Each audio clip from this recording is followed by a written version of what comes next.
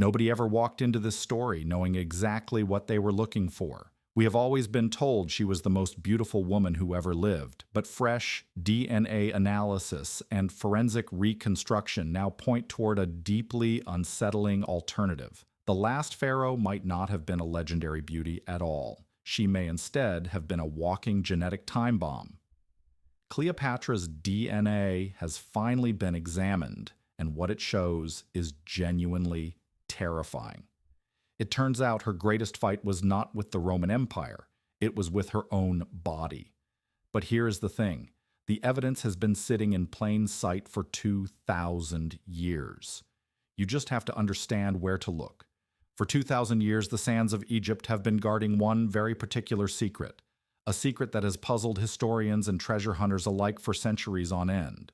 We are talking about the final resting place of history's last pharaoh, Queen Cleopatra herself. Most experts, if you ask them, will tell you she is simply gone, lost somewhere beneath the modern streets of Alexandria, swallowed up by earthquakes and rising waters.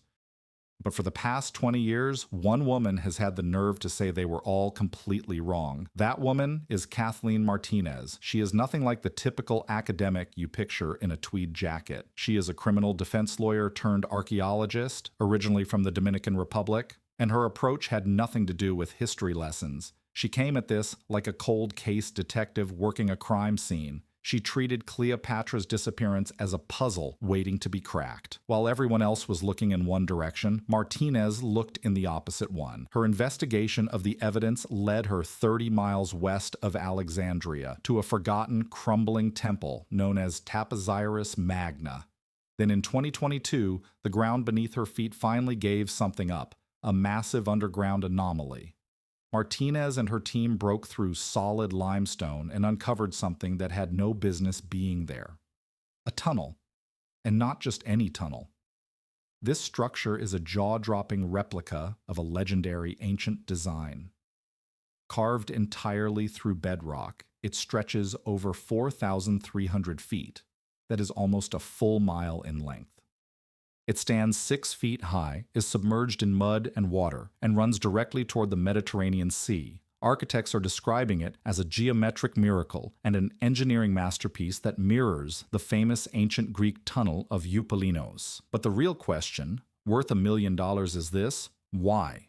Why go to such extreme lengths? Why drill 40 feet underground through dangerous, unstable rock? You simply do not construct a near-mile-long passage for an unimportant location. The scale alone implies something enormous. The discovery of a sunken port just off the nearby coastline suggests this was far more than a remote religious site. It was a thriving center. And Martinez believes this tunnel leads somewhere very specific, straight to the end of the line. Her theory is chillingly straightforward. Cleopatra was not only running from death, she was running from Rome itself. She was running from the shame of being dragged through the streets in chains as a trophy. She wanted to lie beside her lover, Mark Antony, for eternity. She wanted history to remember her as the living image of the goddess Isis. To make that happen, she needed a tomb that no one could ever violate or desecrate, so she buried herself in a place she believed the world would never find. Kathleen Martinez may have just located the entrance to that hidden sanctuary, and even though the queen herself has not yet been found, what the evidence is pointing to reveals a dark and disturbing truth, because what the team discovered inside the mouths of the dead changed everything they thought they knew. Inside the complex, the excavation team made yet another find that sent a chill straight through them. Tucked inside 16 rock-cut tombs were mummies, but these were no ordinary burials. When archaeologists leaned in close and peered into the crumbling faces of the deceased, something caught the light in the darkness. Gold. Inside their mouths, where tongues would normally be, sat amulets crafted from thin sheets of gold. The ancient Egyptians held the belief that surviving the afterlife required speaking directly to Osiris, ruler of the underworld. You had to stand before him and make your case. A tongue made of gold grants the ability to address a deity. It bestows what people call golden eloquence. But here is where things get interesting. Why are these people here? Why at this particular temple? Martinez is convinced these were not simply random wealthy individuals. They were Cleopatra's people, her closest companions, her courtiers. They were laid to rest here, armed with the magic needed to address Osiris, perhaps to herald the coming of their queen. Stop and think about what that truly means. We are not simply excavating a burial ground. We are standing inside a royal reception chamber. We are within her necropolis, and if the courtiers are already here, waiting on their queen, then that door is on the verge of swinging open. Despite everything Martinez has uncovered, she stands mere inches from the queen's DNA. But while we wait for her to break through that final seal, we already have something of a key to Cleopatra's genetic makeup, or at least that is what we believed. To look upon Cleopatra's face, we do not need to wait for the tunnel. We only need to examine the bones of the sister she had destroyed. The skeleton hidden away was in fact a royal princess, hunted all the way to her end. To truly understand the dead discovered at Taposiris Magna, we first have to grasp the cold ruthlessness of the woman they devoted themselves to. History has remembered Cleopatra as the great seductress, but her family was less of a dynasty and more of a shark tank. And her most dangerous enemy was not some Roman general. It was her own younger sister, Arsinoe IV. Theirs was a relationship driven entirely by toxic, consuming ambition. When Cleopatra was forced into exile, it was Arsinoe who claimed the throne. When Julius Caesar sailed into Egypt, it was Arsinoe who raised an army against him. She was a warrior princess who actually managed to corner Caesar inside the palace.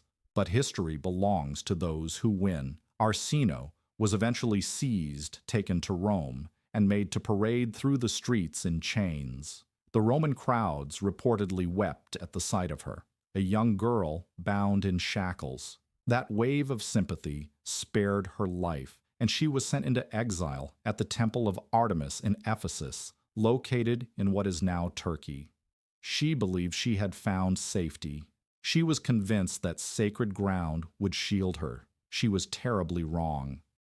In 41 before the Common Era, Cleopatra convinced Mark Antony to do something unthinkable. He dispatched assassins directly to the temple steps. They dragged Arsinoe out and cut her life short. It was a scandal that shook the entire ancient world. But for us, 2,000 years on, it left behind a precise location. We knew exactly where it had happened. For centuries, Arsinoe was thought to be lost to history entirely. Then, in the 1900s, archaeologists working in Ephesus uncovered a distinctive tomb referred to as the Octagon. Inside rested a skeleton. The bones belonged to a young individual. If the theory held up, these could very well be the remains of Arsinoe IV. The timeline matched, the location matched, the age matched. If this was indeed Arsinoe, then we had access to Cleopatra's genetic code. We could finally begin answering questions about her ethnicity, her health, and her ancestry. We held what amounted to a biological map of the queen herself. But science has a particular habit of dismantling a compelling story. Early DNA testing failed because of contamination. The bones had passed through too many hands over too many years.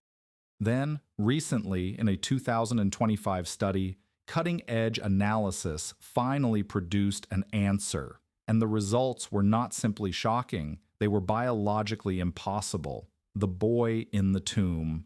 For years, the skeleton found in Ephesus served as our only reflection of Cleopatra's face. Scholars examined those bones and believed they saw the queen's sister staring back. They saw African heritage. They saw the solution to a riddle that had lingered for centuries. But when modern technology took another look, the mirror shattered entirely. The turning point came in 2022.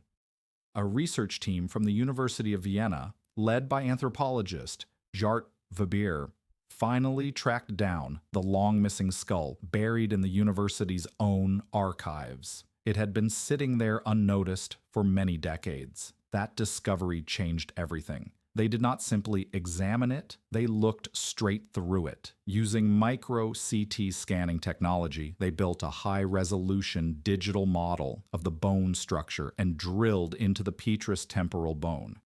This is the densest region of the skull, essentially a biological vault that locks away DNA even after the rest of the skeleton has crumbled to nothing. In January of 2025, the findings were published in Scientific Reports, and what they revealed was a genuine medical horror story. The skeleton is not Arsino. It is not a 20-year-old woman. It is not an African princess. The DNA confirmed the presence of a Y chromosome. The supposed sister of Cleopatra is male, more precisely an adolescent boy somewhere between 11 and 14 years of age. And here is the part that really hits hard.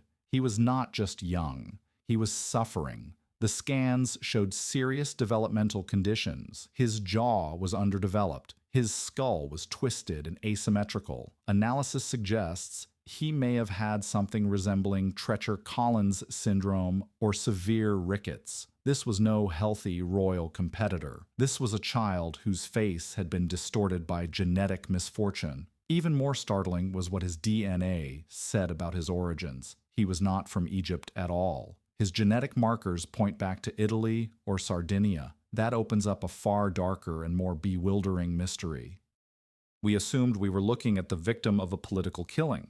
Instead, we find ourselves staring at a tragedy of an entirely different nature. The Octagon turned out to be a heroon, a tomb constructed for a hero or semi-divine figure. So why was a sickly, disfigured Italian boy laid to rest in one of the most honored tombs in the ancient world? Was he a scapegoat, a ritual sacrifice, or was he a hidden royal child of Roman and Ptolemaic blood, whose existence was either too shameful or too dangerous to acknowledge? Someone who had to be buried with dignity, but as far from home as possible? Whatever the truth may be, it is now clear that the scientific evidence pointing to Cleopatra's African ancestry in this particular tomb was an illusion, the result of flawed science and a healthy dose of wishful thinking. So where does that leave us? We are back to the historical record, and that record tells us Cleopatra was a product of the Ptolemaic dynasty. If you want to understand what she actually looked like, you do not need to find her remains. You simply need to look at the deeply unsettling family tree she had to climb to reach her throne. That family tree did not branch outward, it folded back on itself, producing monsters. The boy in Ephesus may have been a carefully kept secret, but back in Alexandria, the genetic nightmare was no secret at all.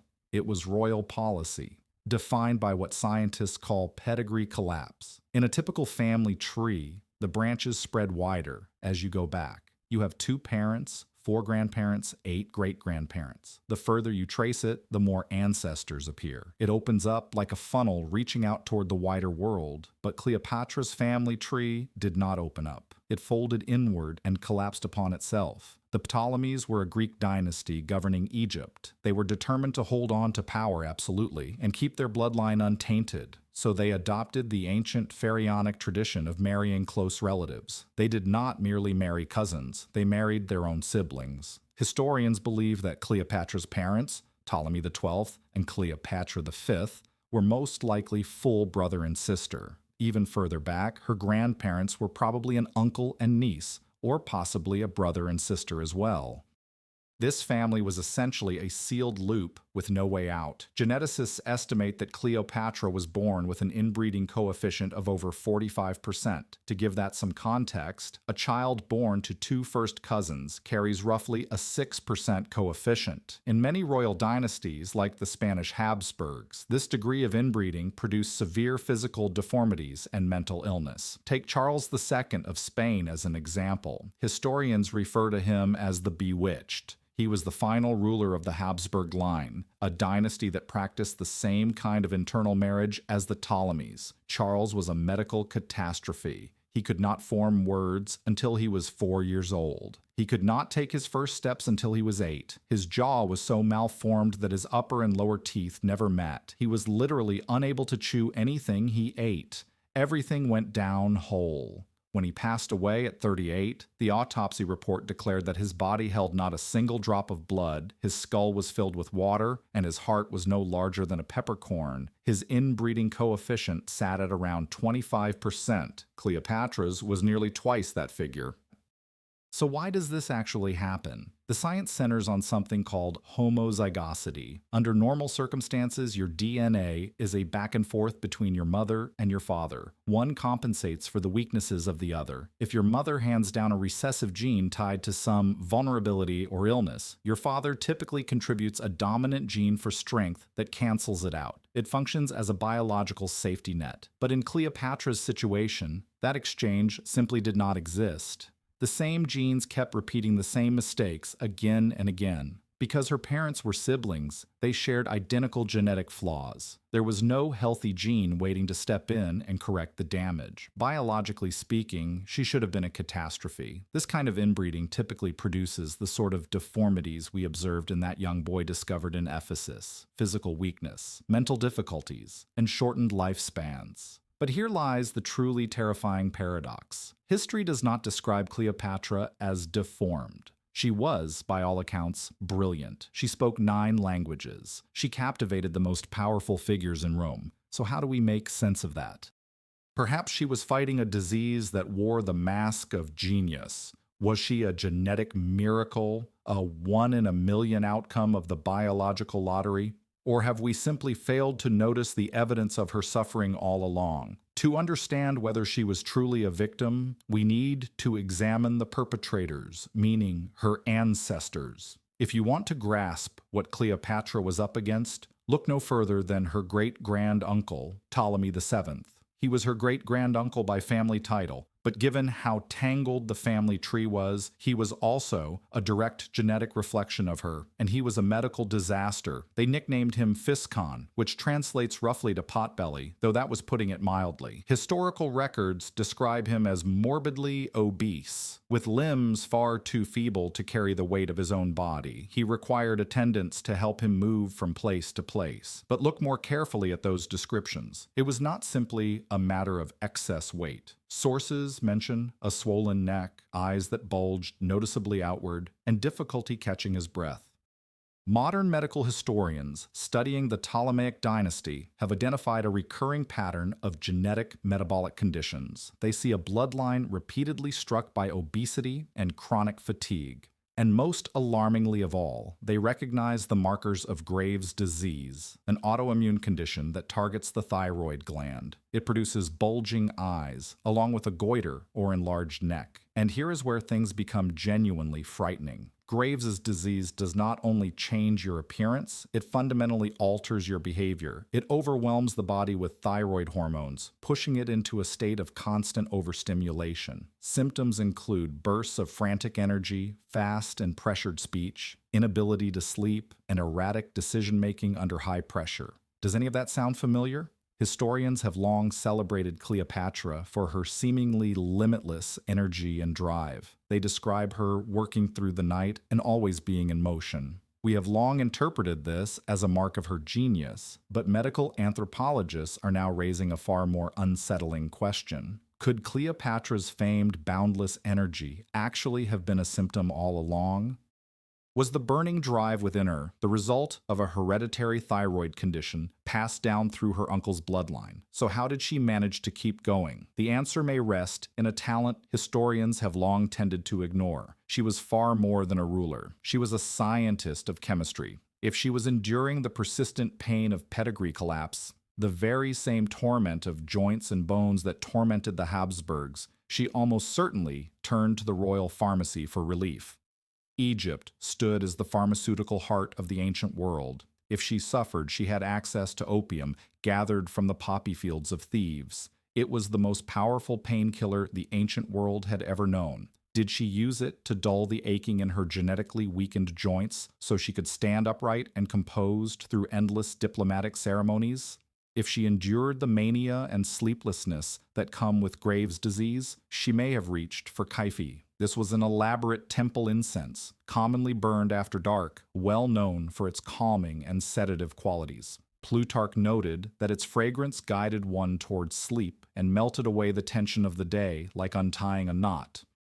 For a woman potentially shaking with hyperthyroid restlessness, Kaifi would have been far more than a scent. It would have been actual medicine. Then there is the blue lotus, a mildly psychoactive flower typically steeped into wine. It brings on a sense of quiet joy and a drifting, weightless feeling. We so often speak about her extraordinary charisma, yet was that magnetism truly natural, or was some of it chemically produced? Could her captivating, high-energy appeal have actually been a carefully balanced blend of blue lotus wine and raw adrenaline, keeping her suspended above the suffering of her own body? We know that Cleopatra authored a text on cosmetics titled Cosmeticon. Portions of it were later cited by physicians such as Galen. This makes clear she was not simply purchasing beauty products. She was actively investigating them. Why? If the potbelly gene brought her skin troubles, or if Graves' disease produced a goiter, then her deep preoccupation with cosmetics was not about vanity at all. It was about concealment. She may well have experimented with kohl specifically to reshape eyes that could have appeared overly pronounced. She may have deliberately designed wide, ornate collars and heavy jewelry as a means of disguising a swollen neck. She was, by any reasonable measure, the world's very first biohacker.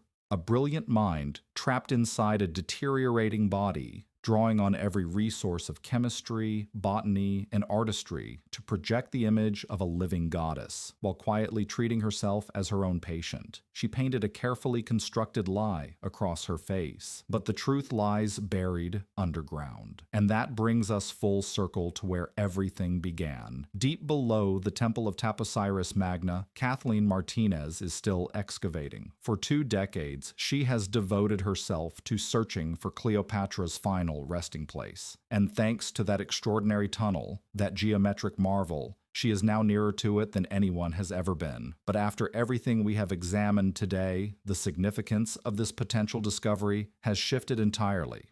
When we first set out on this journey, we were searching for a legend. We were looking for the seductress who captivated Rome, the great beauty portrayed by Hollywood icons, the living embodiment of the goddess Isis. But science is now asking us to expect something altogether different. If Martinez breaks through that last remaining wall and uncovers the sarcophagus, she will not simply be revealing a queen. She will be uncovering a living medical record. She may find a woman who was small in stature, perhaps physically fragile, who concealed her suffering beneath layers of carefully crafted appearance. She may find someone who resembled not a movie star, but a survivor, a woman who waged war against the might of Rome using her intellect, while simultaneously waging a private war against her own genetic inheritance using her pharmacy. Discovering Cleopatra will not merely rewrite the history books, it will rewrite the biology textbooks too. It will finally provide an answer to the question that has quietly lingered all along. Was she the genetic miracle who managed to escape the curse? Or did she reign as a quiet sufferer who endured everything and still held power? For now, the unearthed tunnel stays silent, consumed by the dense, suffocating weight of the earth. Far beneath the surface, the air hangs heavy with thousands of years of undisturbed dust, still and watchful.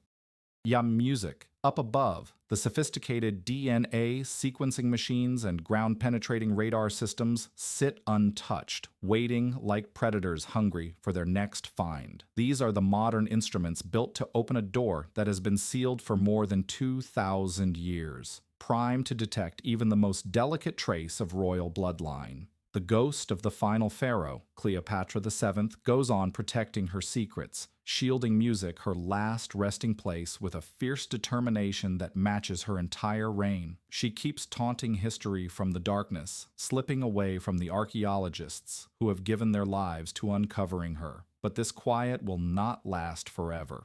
Music.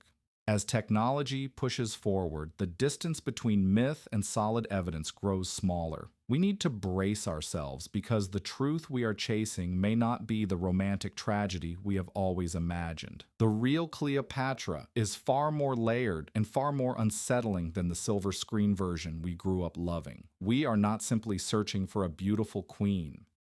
We are tracking down a ruthless political survivor, a calculating strategist who removed her own siblings to claim dominance, and a woman who watched her entire dynasty collapse in bloodshed. When that tomb is finally opened, music, we will not merely be rewriting the history books. We will be looking directly into the eyes of an ancient raw power that has refused to fade away. So, if they crack open that tomb tomorrow and discover that Cleopatra looked nothing like we imagined, do we throw out the history books entirely? Or does that actually make her story even more extraordinary?